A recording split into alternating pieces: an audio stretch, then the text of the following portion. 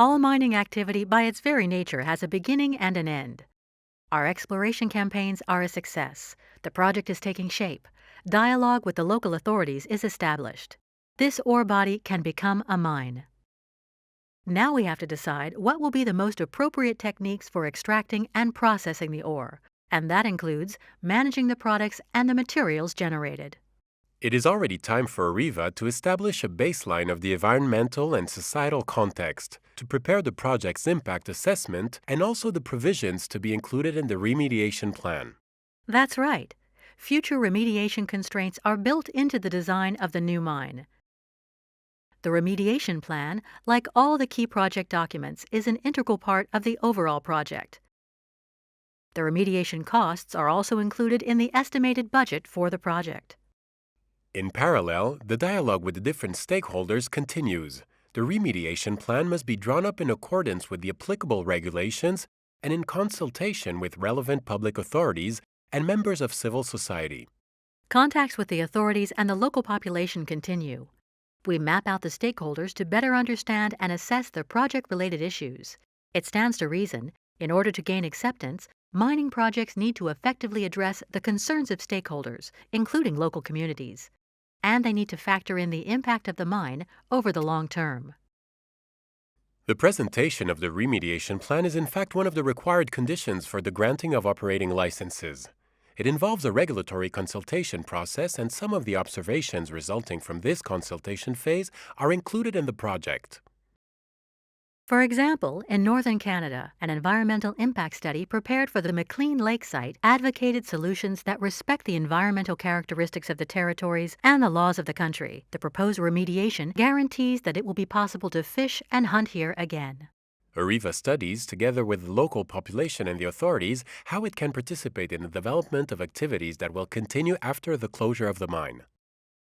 In Mongolia, on the sites of Zoufchevaux and Doula-Oul, part of the reason we got the mining licenses was the way we took into account the societal aspects.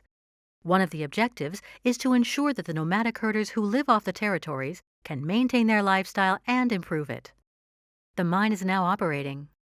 The AREVA's mining teams can now provision the remediation costs. Provisioning the cost is a regulatory requirement, and the method applied has to be in accordance with the laws of the country. For example, it may be with stocks of uranate, financial guarantees, or provisions paid into a dedicated account. Operating the mine in an environmentally friendly way also helps optimize the future remediation works. During the operational phase, some remediation work may already be undertaken. We also carry out additional studies and field tests to improve our remediation plan while continuing to engage with stakeholders. Tests of tailings coverage were carried out in Niger, as well as filling in of mines, auto-backfilling of pits, dismantling of certain facilities. In Kazakhstan, on the mining sites of Tortkuduk and Muyunkum, operated using the in-situ recovery mining technique, we are conducting research and development programs to confirm and continue to optimize natural attenuation of the impact of our activity on underground aquifers. Our modeling of the impact on aquifers benefits from the real-world observations conducted on site. We are improving our knowledge all the time to offer more efficient solutions. Once the resources in the ore body start to run out and the operation of the mine is no longer economically viable, closure of the mine becomes inevitable. A few years before the mine closure is the time to draw up the final remediation plan, to present it to all the stakeholders, and to get final approval from the authorities. The process starts with a detailed site study to specify the work to be done during the decommissioning, the timeline, and the schedule of expenditure. Preparations for the remediation work begin well before the decommissioning of the mine. This is the case today on both of AREVA's mining sites in Niger. Now over to the actual work on the ground in compliance with safety and quality rules, rendering secure underground mining works, dismantling of the mill, organizing coverage and storage of tailings, remodeling of waste rock piles. There are two types of materials to manage during remediation: the waste rock extracted in order to access the ore, and the tailings resulting from the processing of the ore after extracting the uranium.